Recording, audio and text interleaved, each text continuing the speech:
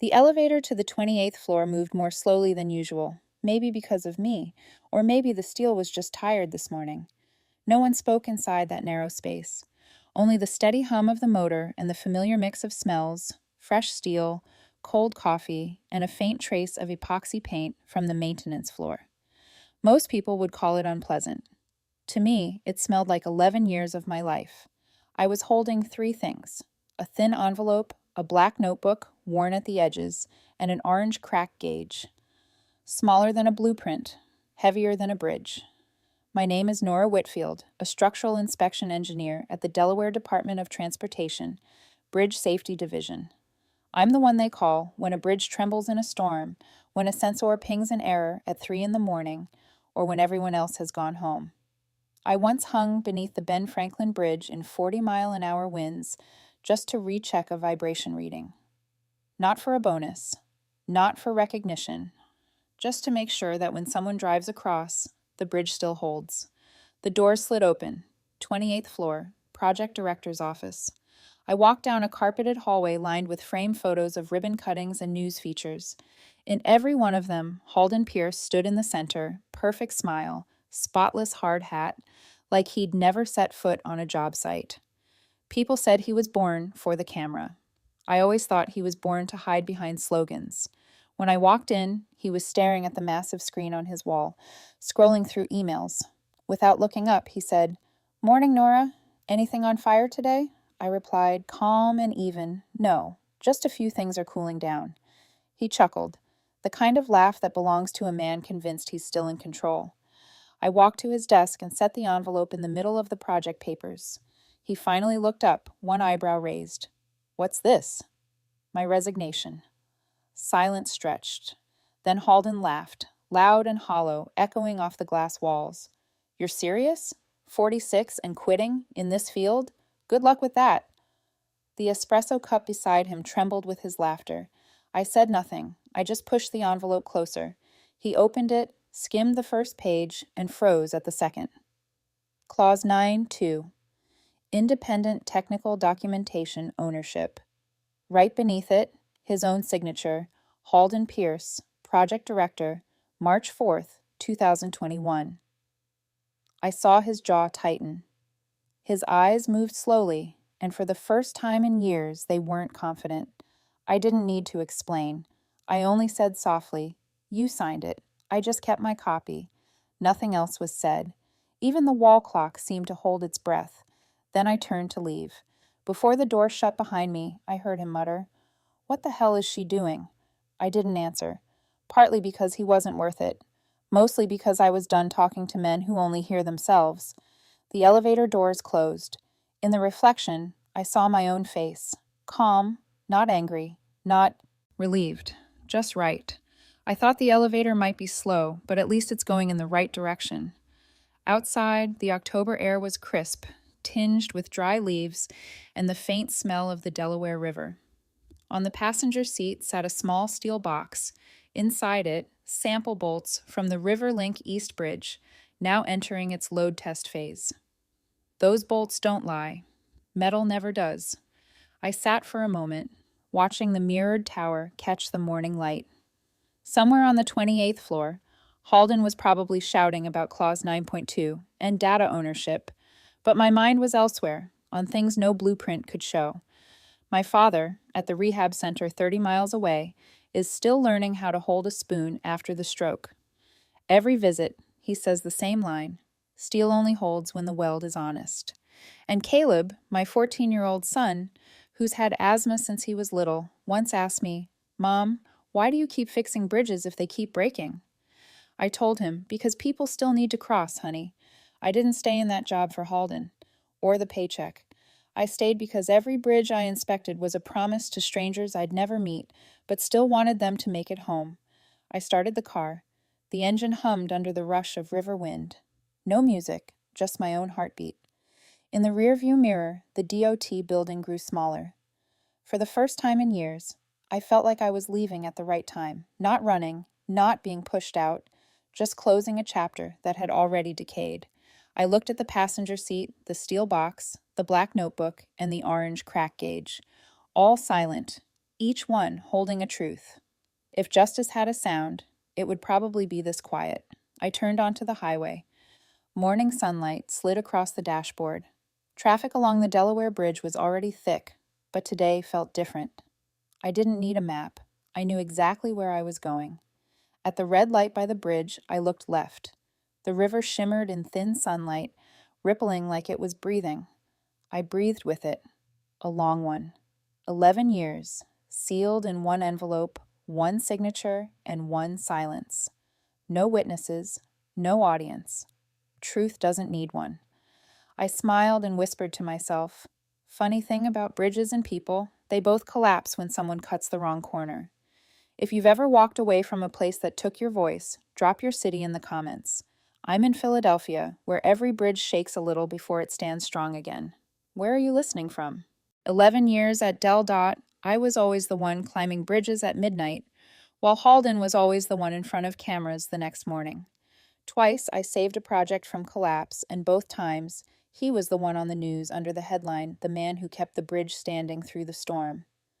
I never needed to be on TV, but sometimes, watching the screen, I still wondered if they knew who was hanging under that beam that night, would they still clap for him? Bridge inspection isn't glamorous. It smells like grease and rust, filled with the screech of steel, and nights where your only light is a flashlight and your own heartbeat. But I loved that work because it was honest. Halden wasn't.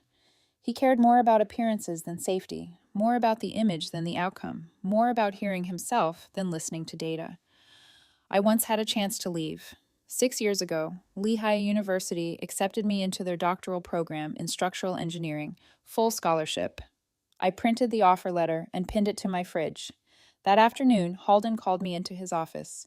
He still had that friendly tone back then, his voice steady and fatherly. Nora, MIT, Lehigh, they're fine schools. But here, you're doing something real. I see chief inspector in you. Just give it one more year. Then he added, his voice softening just a bit, people at Lehigh write papers. People who stay here build real bridges. And I believed him. I stayed. Like many blueprints he signed, that promise never turned into reality. I didn't choose this career for prestige. I chose it because of memory. My mother died when I was 12, when a wooden footbridge collapsed in Wilmington. No one was charged. They called it a weather accident. But it hadn't rained that day. I stood by the river, watching pieces of the railing drift away, and I made myself a promise. One day, I'll find out why it fell. From that moment, I studied engineering, then inspection, and eventually climbed the very bridges that once took her away. Time passed. I became known as the reliable one, in the way Halden always said it. Nora, you're so dependable. You never complain. It sounded like praise, but it was really a way to tell me to stay quiet. Once, during a meeting about the Dover project, I presented a new maintenance model that could cut costs by 20% while keeping safety intact. Midway through, Halden interrupted, smiling to the room. Great idea. We'll consider testing it. We. A neat little pronoun that erased everyone else's work. I looked around. No one noticed. They were used to it. I kept working. Not for him, but for the bridges. Every time I passed one I'd inspected, I'd look up, see the sunlight glinting on the steel, and feel at peace. I still believe that honest work would eventually speak for itself. But in a system like DelDOT, that voice often gets drowned out by the sound of applause for the boss. In my 8th year, the federal department launched a full review. They required DelDOT to prove every inspection protocol, including the technical data that engineers kept off hours. The storage system was a mess. Personal notes, stray drafts, lost USBs. I stayed late to rewrite everything from scratch. I titled it Section 9.2, Independent Engineering Documentation Clause. The clause stated, any engineer who creates, records, or stores technical data during independent or off-hour research retains intellectual ownership of that material, unless otherwise agreed in writing. That afternoon, I brought the draft to Halden's desk. He barely skimmed it, just glanced and signed. He was busy preparing his keynote for innovation in 21st century infrastructure oversight. I walked out thinking I had done a small, right thing, something to protect engineers from losing credit for their work. I didn't know that his careless signature would one day save me. Sometimes, the most important moments happen in silence. One winter night, I stayed late to verify the St. George Bridge data. My flashlight cast moving shadows on the wall while the river wind howled outside. I opened my black notebook and started writing. My fingers cramped, the ink smudged, but I felt calm. I didn't know why I still cared so much when most people had stopped. Maybe because I didn't want another bridge to fall just because someone cut a corner. Maybe because of my mother. I looked at my own handwriting, neat rows of numbers, detailed notes. No one else knew about them. No one asked me to do it, but I kept recording anyway. I realized I wasn't working for Halden. I was working for the bridge, for the people who would cross it, for my own conscience. Once, at a staff party, Halden joked, "If Nora ever quits, every bridge in Delaware will probably collapse." The whole room laughed. I laughed too. But deep down, I knew he wasn't entirely wrong. Not because I was irreplaceable, but because no one else was willing to do the unseen work. I never confronted him. I just documented everything, with ink, with data, with silence. I kept every report, every email, every logbook, not out of paranoia, but instinct. Honest people learn to save proof, just to protect themselves. One night, printing the final copy of Section 9.2 to send to the federal office, I read every line again. It felt strange, like sealing a final weld before stepping to the other side. I had no idea how important it would become. I folded the paper, slipped it into a folder, signed it, and placed it on his desk with a note that read, "For documentation clarity." No one knew that paper would someday clarify more than any investigation ever could. That night, the hallway was empty. The fluorescent lights buzzed softly, river wind whispering through the gaps. I stopped by the window, looking down at the bridge glowing under yellow lamps, and said quietly, "I wrote that clause to protect integrity. I never thought it would end up protecting me." Then I walked away. For the first time in years, I didn't feel small, only steady, like steel. After leaving DelDOT, I didn't say a word. No explanation, no story to tell. I just started doing one thing, backing up. For 3 nights in a row, I went back to the old office under the pretext of file handover. No one asked questions. People like me were never the center of attention. Under the pale neon light, I plugged an external drive into the internal network and began copying everything. Load logs, crack photos, sensor data, inspection journals. Every file carried my digital signature. Every number was a heartbeat of a bridge. I saved the metadata too, those tiny timestamps people usually ignore, because they're the ones that prove who first touched the truth. When I finished, I printed several key records, the overload warnings Halden had brushed aside to meet his deadlines. I sealed them in an envelope labeled Structural Load Verification Archive, confidential, and placed it inside the small steel box that had sat quietly on the passenger seat the morning I left. I stopped checking project updates, stopped replying to emails. A few coworkers texted asking, "You doing okay?" I just said, "I'm getting organized." And I was. I was reorganizing my whole life, my computer, my filing cabinets, even my breathing. I didn't leave by slamming the door. I simply closed it, quietly, like a door that shuts itself without a sound. The next morning, my company account access was revoked. The words, "Access revoked," appeared on my screen. It didn't feel like a loss. It felt like a release. I drove to the rehab center where my father was recovering. He was asleep when I walked in, his hands trembling slightly under the blanket. I sat beside him, placed my hand over his. When he opened his eyes and looked at me, I saw the same light that once guided his welding torch. He asked softly, "You quit?" I nodded. He wasn't surprised. He just squeezed my hand and said, voice weak but firm, "Right nail. Strong bridge. Wrong nail. Broken man." I smiled, swallowing tears. He didn't know how many cracks I'd carried home inside me. To him, steel was real. To me, faith used to be, until it was bent one too many times. When I was little, he taught me to polish a weld until I could see my reflection in it. "When you see yourself in the steel," he said, It means it's honest enough. Now, looking at him, frail but peaceful, I understood. Sometimes, to keep a bridge standing, the builder has to know when to stop welding. That night, I sat in my kitchen with the window cracked open. The wind from the Delaware River carried the scent of water and iron. Caleb was asleep.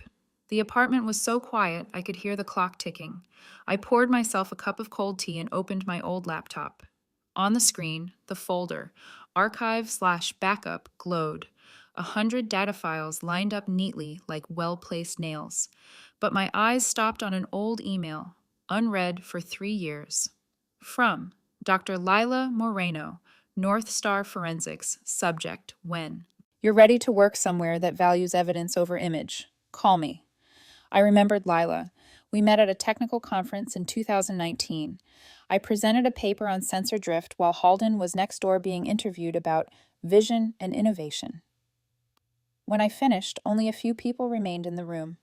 Lila was the one who walked up, shook my hand, and said, "You don't sell ideas. You defend them. If you ever want to work where people value evidence over image, call me." I had just smiled back then. I still believed I was in the right place. Not anymore. I stared at the email, my hands trembling slightly. Evidence over image. The words glowed like a weld in the dark. Small, but strong. I opened a new message and typed slowly. To Dr. Lila Moreno. Subject, I'm ready. Body, if the offer still stands, I'd like to talk. I paused, my finger hovering over send. For a second, it felt like standing on an unfinished bridge. Old winds behind me, open air ahead. Then I pressed the key. A soft whoosh followed. Short, clean. Like the door I had already closed. I shut the laptop and stood up. Outside, the city lights shimmered across the Delaware, scattering into gold and silver streaks. I leaned against the doorframe, feeling the river wind run through my hair. Somewhere, Halden was probably preparing for his annual conference speech about innovation in infrastructure safety. I wasn't angry, just lighter. My silence now had weight, and he would feel it. My phone buzzed at 11:42 p.m. From Lila Moreno, tomorrow. 10 a.m. My office. Let's talk. That was all. No fluff, no filler. I smiled. After so many years, it was the first time someone had spoken to me with simple, quiet respect. I opened my black notebook and wrote one last line. Phase 2. Begin elsewhere. Then I closed it and set it beside the steel box. The wind from the river slipped through the window, making the frame tremble softly, like a bridge saying goodbye. I turned off the lights and walked down the dark hallway, moonlight tracing silver lines across the floor like polished welds. In my head, I heard my father's voice again. Right nail, strong bridge, wrong nail, broken man. I whispered back, barely audible. This time, I got it right. Morning light in Princeton felt different. Not golden like Philadelphia, but clear and silver, like polished metal. I drove down the quiet road lined with maple trees, shedding their last leaves. The small steel box sat on the passenger seat, trembling slightly with every bump. I didn't turn on the radio. I just wanted to hear the real sound of the road, steady, firm, and calm. At the end of the street stood the North Star Forensics building, glass walls, sloped roof, bright but never harsh. No billboards, no oversized logos, just a small inscription on the door. North Star Forensics, Engineering Integrity. Nothing else needed to be said. The word integrity was its own declaration. I stepped into the lobby. No high heels clicking, no receptionist bell, just muted light and the smell of roasted coffee. Dr. Lila Moreno was waiting. Black coat, hair in a tight bun, her face serious but not cold. She shook my hand, her grip light but solid, like tempered steel. Nora Whitfield, finally. Her voice was calm, stripped of any small talk. Here, we don't chase headlines. We chase the truth. I nodded. No need to say more. That one sentence made me feel like I had finally stepped into a real place. We walked down a long hallway, lined with small offices, quiet enough to hear the faint scratch of pens on paper. No walls of awards like DelDOT, no banners screaming innovation for safety, just light and focus. Her office was minimalist to the point of austerity. A wooden desk, 2 chairs, a glass board. She gestured for me to sit, her eyes landing on the black notebook in my hands. That's the one you mentioned in your email? I nodded. Evidence, not narrative.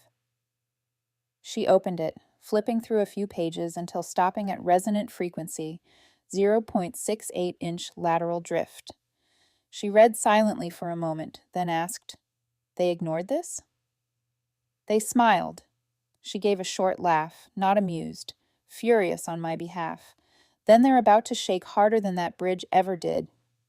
Her words made me tighten my grip, not out of fear, but because, for the first time in years, someone didn't doubt my records. She turned more pages, nodding. Every measurement lines up. You log timestamps with precision. Real engineers trust time more than reputation. She looked up at me and smiled faintly. After a moment, she said, "North Star needs someone like you. But I have rules. Complete transparency, no politics, no image control.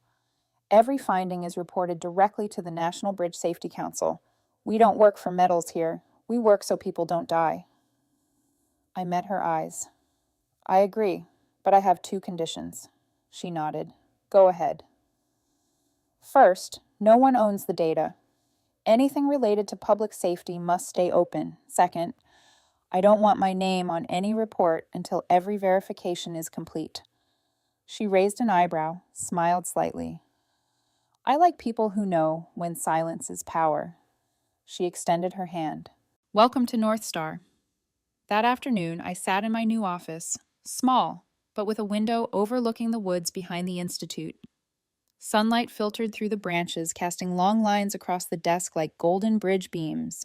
A temporary nameplate sat in front of me. Nora Whitfield, structural forensic consultant. No applause, no congratulations, just a quiet purpose. I liked that. Lila came in and set an envelope on my desk. "Your first assignment. Smells familiar." I opened it. A printed report from DelDOT. Bridge 229 East Span. Maintenance Revision Proposal. I recognized it immediately. It was my own file, the log I'd written 2 years ago, now reused without credit. "They used it again?" "And they have no idea you're on this side now." I nodded. "Good. I prefer starting where people think the work is already done." She smiled. "That's exactly why I wanted you here." She left. I plugged in my hard drive and began importing data. The familiar numbers appeared on the screen, pulsing like an old heartbeat. Each timestamp, each fracture photo, each load cycle, alive again. I checked every detail, comparing it to their new revision. Every deviation told a story. Every edited number revealed a buried truth. On the desk, my black notebook lay open beside a cup of coffee. I wrote a single line. Phase 2, public verification. No flourish, just accuracy. Evening crept in. I stood by the window, watching the sunset turn the glass walls gold. The light spilled through the trees like molten steel. I thought of my father, right nail, strong bridge. I touched my new North Star keycard. Etched beneath my name were the words, "Authorized Structural Integrity Systems." Lila came back, placing a fresh cup of coffee beside me. "How's it going?" "I've started." "I'm not surprised. People like you don't wait for a green light to start building." She paused, then said softly, "Nora, you don't have to thank me." "I wasn't going to. I was going to do it right." She smiled, nodded, and left. The door closed behind her without a sound. I sat back down, reopened my notebook, and wrote on the final page, "Re-entry achieved. Bridge stable." I looked at the words for a long time. They weren't just technical notes. They were confirmation that I'd returned, but changed. No longer the woman who held a system upright through silence, but the one who used silence to rebuild the foundation of truth. I closed the notebook, resting my hand on the desk. The wood was cool, solid, certain. Outside, the last light of day reflected off the wall, thin as a weld line. I breathed deep, steady, and whispered to myself a line that didn't need to be written anywhere. I'm not looking for shelter. I'm looking for ground to stand on. 3 weeks after I started at North Star, an email from Halden, Pierce at DelDOT.gov appeared in my inbox. The subject line was typed in all caps, cold and hollow. Subject: immediate legal notice, return of proprietary materials. I opened it. Half a page of legal threats: cease and desist, misappropriation, violation of confidentiality. At the end, a single handwritten line: I expected better from you. I read it once. No anger, no confusion. I just opened in the attached PDF, scrolled to the familiar section, Section 9.2, Independent Engineering Documentation Clause. The first sentence read, documentation created outside billable hours remains the intellectual property of its author. I copied that line, pasted it into my reply, and added one sentence. You signed it. NWW. No greeting. No regards. I hit send. 10 minutes later, my inbox went quiet. No reply, no apology, just the silence of a man realizing he'd bitten into his own signature. 3 days later, the world sent its reply to him. A video went viral. DelDOT's Pride, the Riverlink Bridge, filmed during a load test. In the footage, the bridge deck swayed gently in the wind, again and again, rhythmic as a racing heartbeat. The caption read, testing phase, unexpected vibration observed. I played it. The low hum of steel filled my speakers, deep and resonant. The sound of metal strained at the wrong angle. I didn't need to watch twice. That was a resonance frequency. By noon, Halden appeared on TV. The model of Riverlink gleamed behind him. He smiled, voice rehearsed and firm. Everything's within tolerance. The bridge is perfectly safe. I laughed. At DelDOT, they called it the Halden principle. When the bridge shakes, just talk louder. That afternoon, I went back to my desk at North Star and opened the drive. I needed to confirm one value, 0.68-inch lateral drift, the number that once made me flag the east joint for reinforcement. But when I opened the folder Sensor Logs Riverlink, the screen was empty. I tried the backup. Empty again. A cold shiver climbed my spine. I ran recovery software. The message flashed. File missing or overwritten. I froze. That was the only original file proving the structural fault. Without it, every claim I made would sound like the words of a former employee with a grudge. I closed my eyes and took a slow breath. Not fear, just the hollow recognition of someone watching the nail they'd driven being quietly pulled out. That evening, I went home early. Caleb sat at the dining table, headphones in, working on his science project.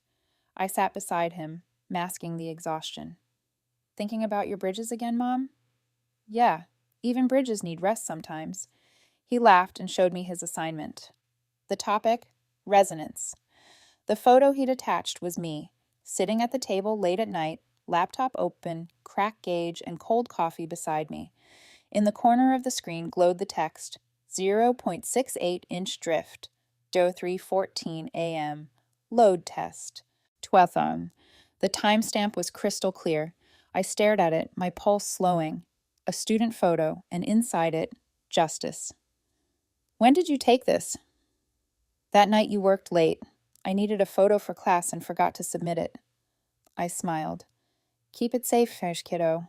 You might have just captured evidence that matters. Caleb looked puzzled, then grinned. I stayed quiet.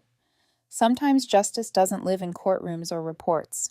It hides in an accidental photo taken by someone who never needed to know its weight. That night, I opened my laptop and drafted a new email.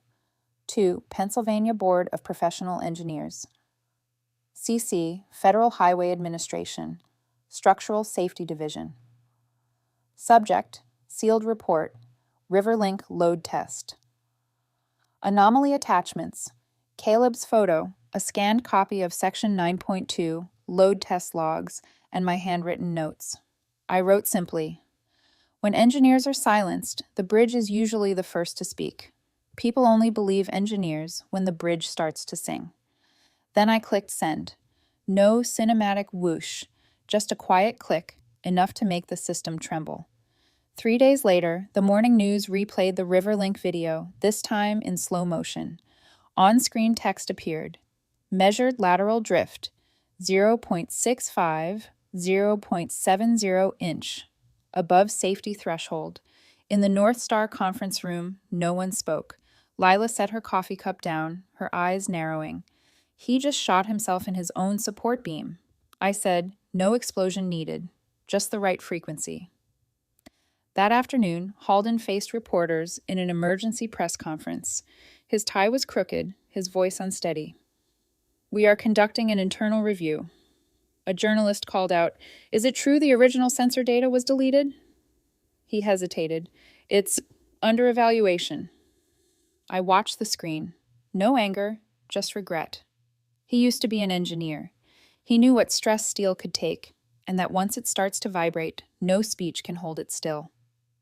After the broadcast, Lila turned to me. "You just gave them a lesson in resonance." I smirked. "I just replayed the song they wrote themselves." She smiled and slid a newspaper across the table. "Riverlink under federal investigation. Anonymous source claims data manipulation." I folded it. "I'm not anonymous." "I know," she said, "but letting them say your name will echo louder." I laughed. At DelDOT, I was the shadow behind every press release. Here, I just had to stay still. And the truth did the talking. Late that night, I called my father. His voice came slowly, raspy, but warm. "The bridge is shaking, huh?" I smiled. "Enough for people to start hearing it."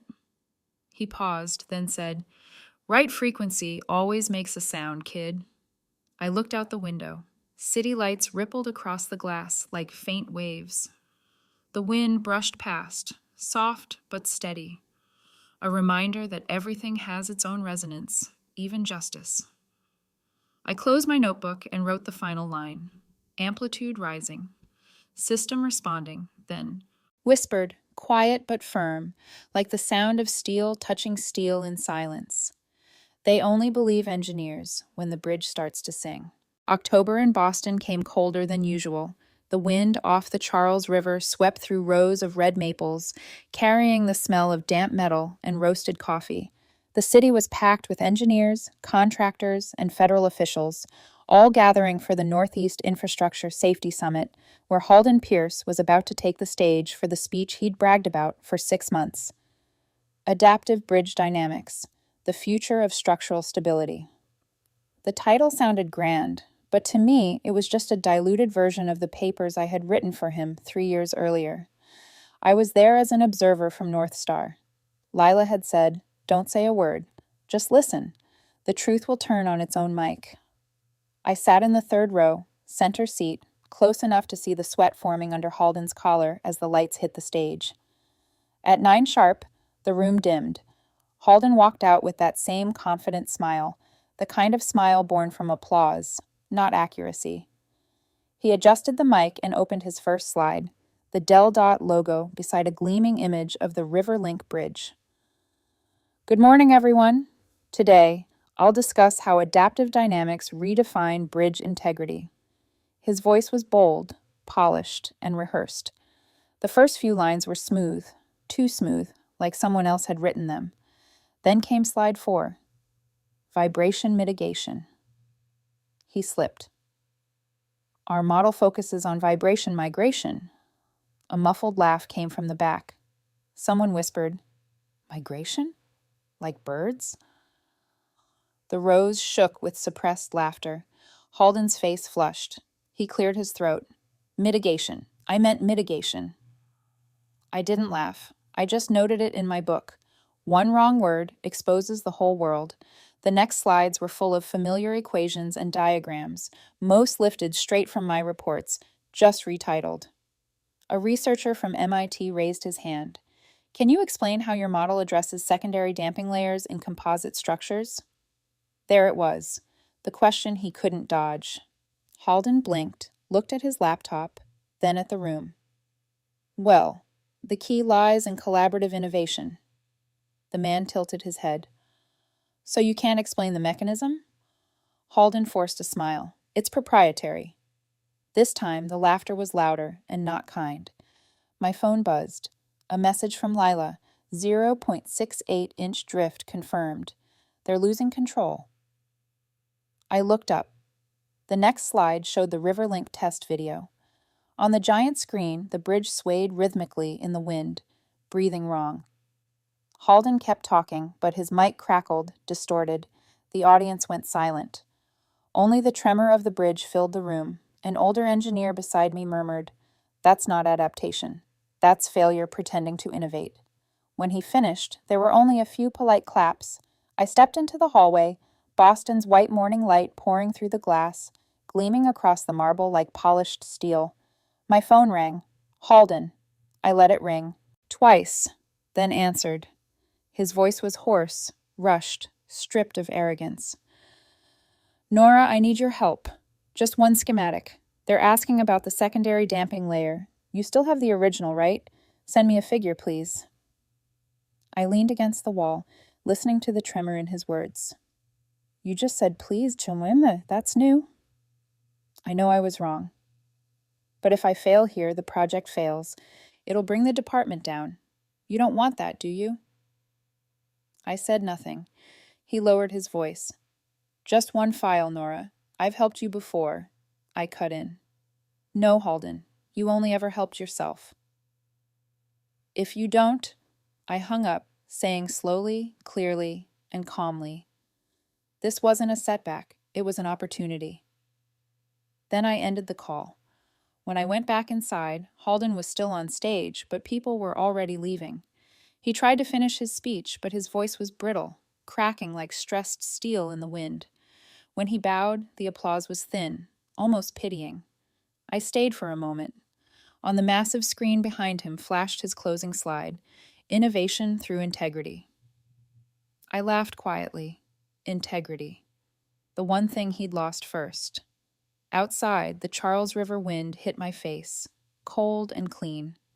I walked down the stone steps to the riverfront, my footsteps echoing steadily on the pavement. His voice still echoed in my head, pleading, defending, clinging to what was already gone. It doesn't take a storm to tear off a mask. Just the truth, arriving on time. My phone lit up again. Another message from Lila. "The media's picking it up.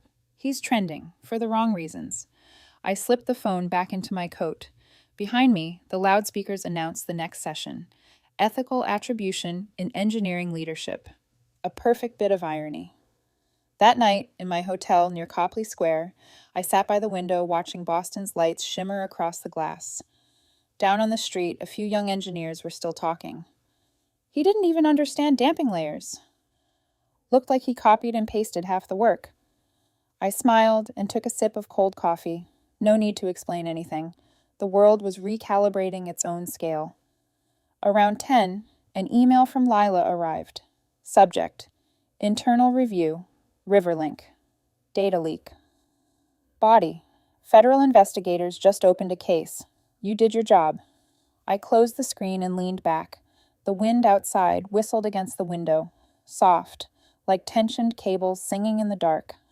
I thought about Halden, the man who once taught me how to control the narrative, how to stand before the camera without flinching. Now he flinched before a student's question.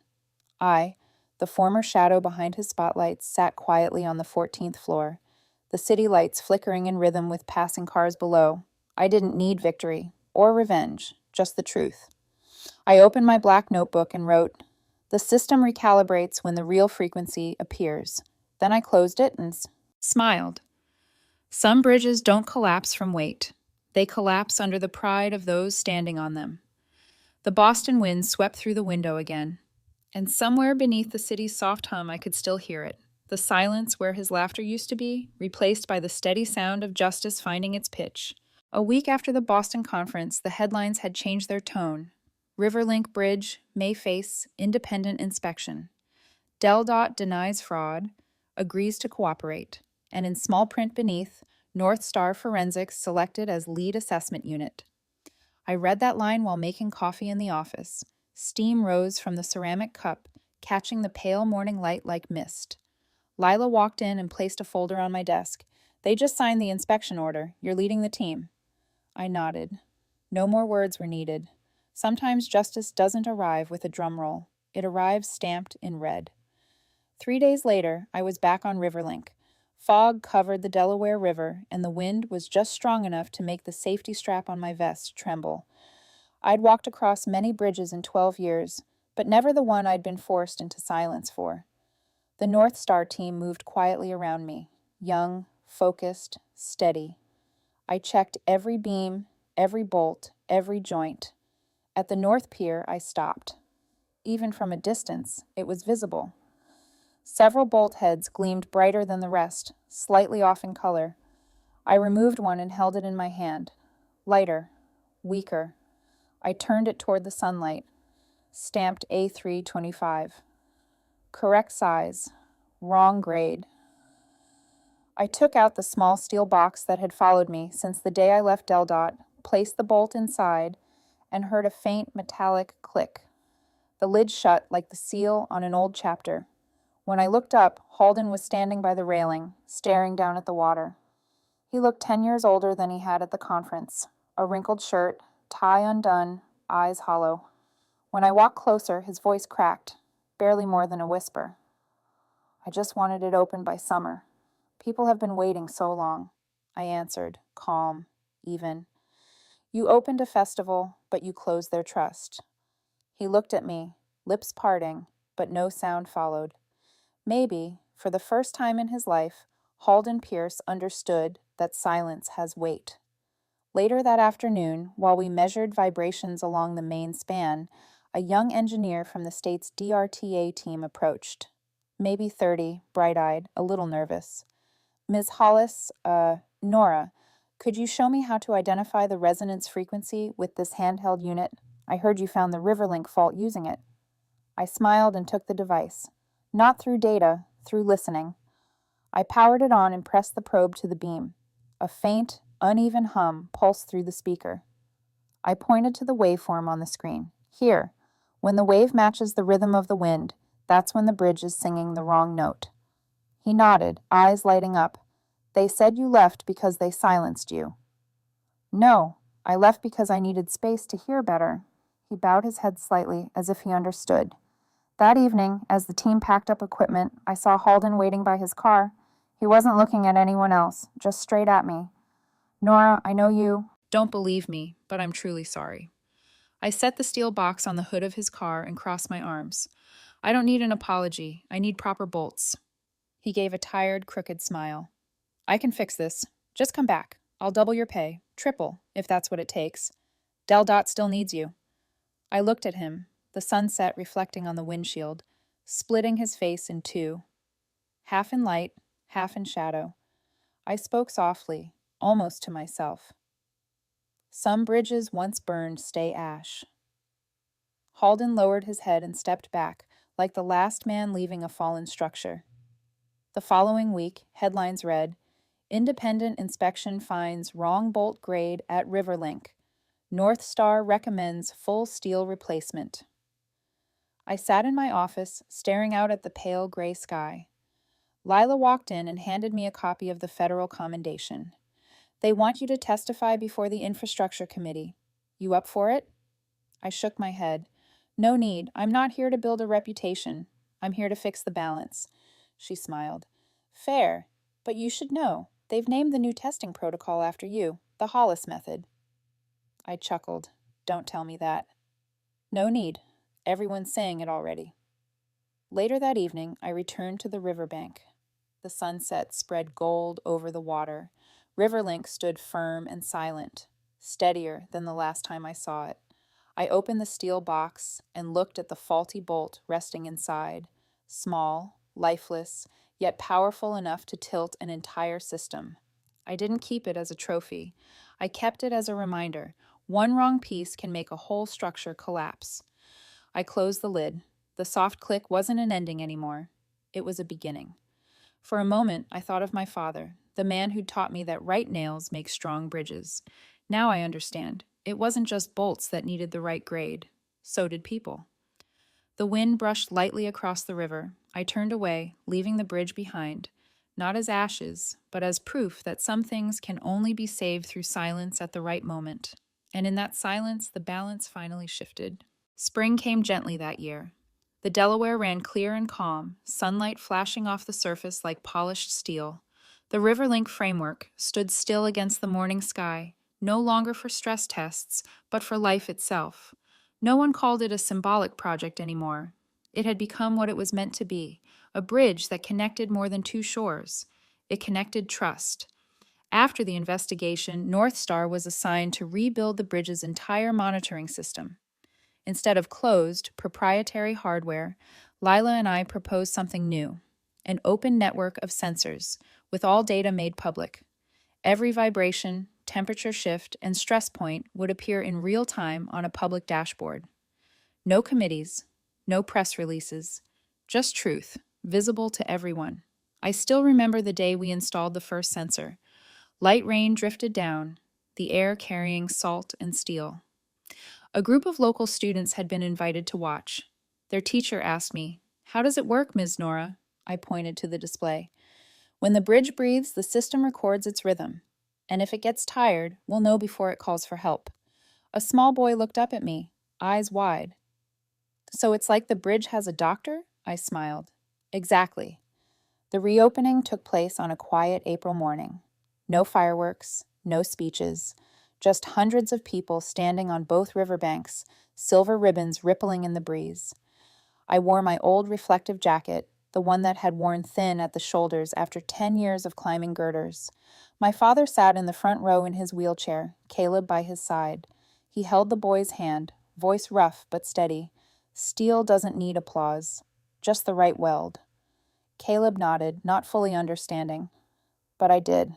From a distance, I watched them, 2 generations of mine. One taught me to listen to the breath of steel. The other would grow up in a world that honors honest sound. Maybe that was the real bridge I rebuilt, not through blueprints, but through faith. After the ceremony, a few reporters approached. One young woman asked, "How does it feel, seeing the bridge reopen under your supervision?" I thought for a moment, then said, "It's not under mine, it's under everyone's. This structure exists because it's seen." That line ended up quoted in articles later, not because it was poetic, but because it was true. Transparency is the strongest material we'll ever build with. By late afternoon, when the crowd had gone home, I stayed behind with the younger engineers. We checked each sensor one last time. Every unit responded perfectly, signals flowing steadily across the screen. A new hire, a petite engineer named Riley, said softly, "I read the open source code you posted, Nora. It's brilliant. No one thought a tech firm would share everything like that." I smiled. We didn't lose secrets. We gained trust. She grinned and typed a few lines on her laptop, then turned to me. "Look at this." On the monitor, the vibration data was transformed into sound waves. When the wind blew, the curves moved in gentle rhythm, like breathing. Riley pointed. "It's singing." I watched for a moment and smiled. This time, it's finally on key. That evening, I drove my father and Caleb home. The bridge lights stretched across the water in perfect symmetry. My father looked out the window and said quietly, "This bridge doesn't just connect the banks, you know. It connects you back to your craft." I turned toward him.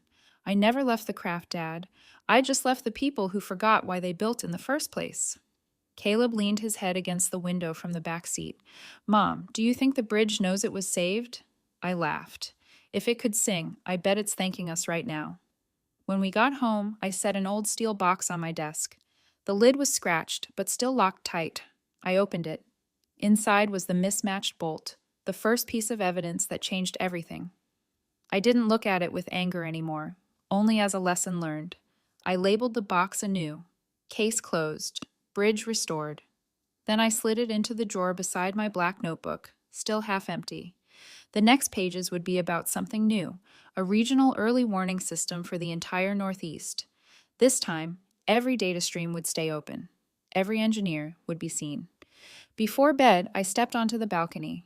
The city glowed, but beyond it, I could hear what mattered. The wind sweeping over the bridge, the steady pulse of a structure alive and unhidden. No more secrets, No more lies. I closed my eyes and breathed in the clean air. No paint fumes, no tension, just wind and salt. My father's words echoed again. Steel doesn't need applause, just the right weld. I smiled at the reflection of lights on the river and whispered to myself, I didn't rebuild a company. I rebuilt trust. And somewhere out there, the bridge stood still, silent, steady, like the engineer who had learned when to stay quiet and when to speak. Early morning.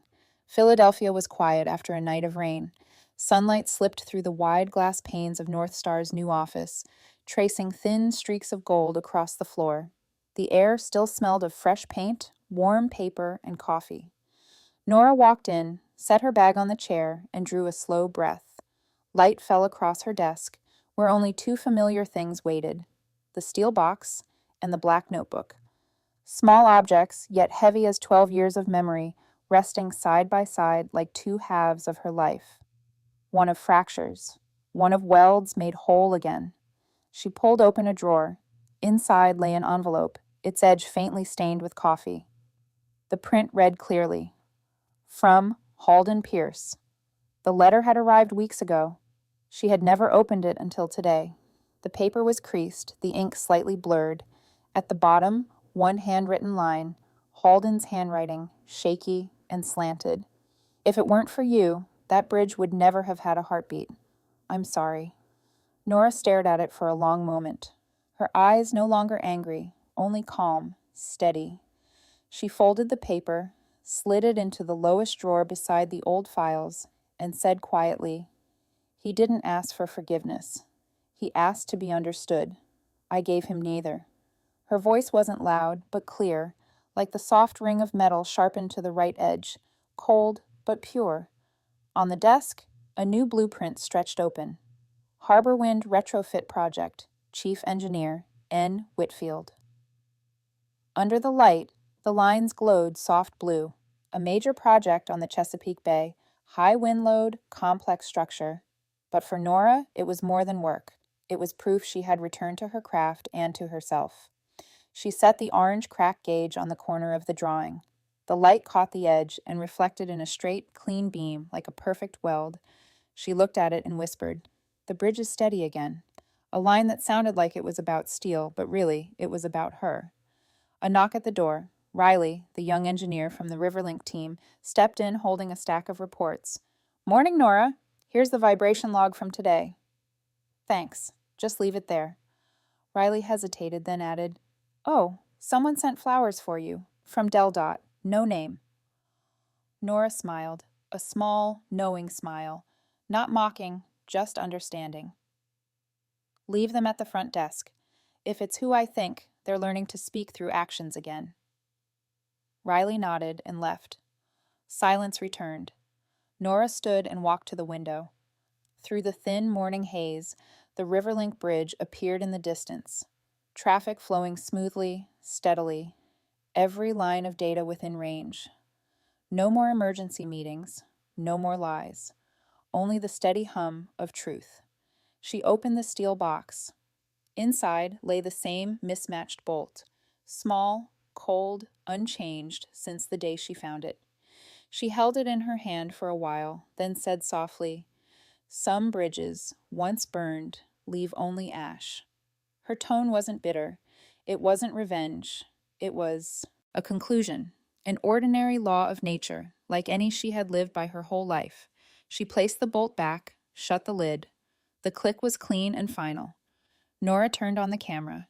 The screen lit up with a familiar image, her desk neat and bright, light angled across the steel box, and her, calm in a gray shirt. She looked straight into the lens, her voice low and even, as if speaking to a friend somewhere out there. If you've ever been erased from a story you helped build, type the word me in the comments. And if you still believe quiet justice is justice all the same, hit subscribe. I tell stories like this every week. Calm, precise, true. She paused. Light glinted off the steel box, casting a faint golden streak across the table. Then she spoke again, quiet but firm. Justice doesn't always roar. Sometimes it hums softly, steady and sure, like a bridge that has found its heartbeat again. She turned off the camera. The only sounds left were the soft breeze through the door crack and the steady rhythm of the air system, like breathing. Nora gathered her notebook, locked the steel box away, and put on her jacket. She stepped into the hallway, sunlight spreading across the floor in pale gold patches. Each step echoed small but firm, even, deliberate. When the office door closed behind her, the camera was still recording. Outside the frame, wind from the Delaware drifted through the air, carrying the faint hum of steel, not loud, but weighted. The screen faded to black. Wind, metal, a heartbeat of sound. Then a warm, low female voice whispered, "This isn't failure, this is an opportunity." Silence. Text appeared slowly on the black screen. Silent Revenge series stories of quiet justice, told every week with calm, precision, and truth.